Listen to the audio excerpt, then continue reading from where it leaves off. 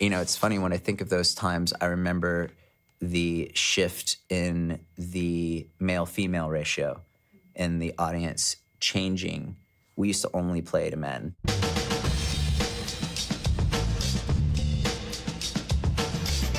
Up until Shut Your Mouth, we were touring and we were playing to, 7 people a night, 2 people a night, no people a night, 20 people a night, 50 people a night. The club's not there. There isn't a club. We're playing in a park. We're sleeping in a park. It's that. On Shut Your Mouth, that was the first tour we did where we were drawing about 300 people a night, and it was life-changing. And then we spent the majority of probably the late 90s touring with Sick of It All, which was fantastic. They really, really helped us out. I mean, they brought so many people to us. And then when we went out on Art of Drowning, we were drawing a lot of people for us. We were drawing like over 500 people a night, I think. And that was huge for us. And we were selling out shows. And so that was the shift. That was the big shift.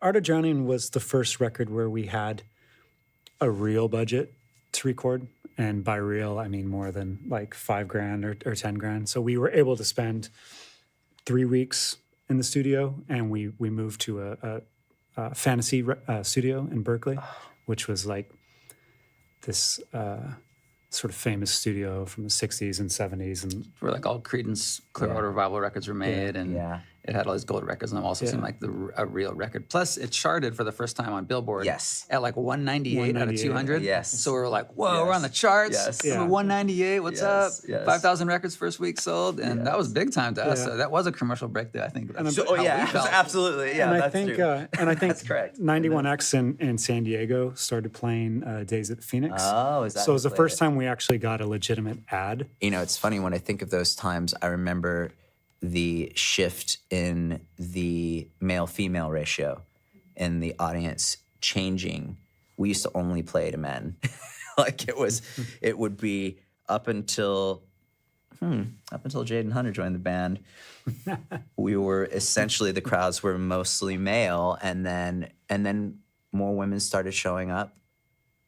And I would say it remained half and half at least from there out, if not weighted in towards the female, which is cool when it's weighted towards the female, because from what I've known growing up, ladies always have the best taste in music. It's a strange harbinger of popularity too. I remember, Green Day is from our area, from the Bay Area. And they only ever drew females. They were like a small punk band. They would open up for like Bad Religion if they came through. They'd be the opener. So they were just a local band.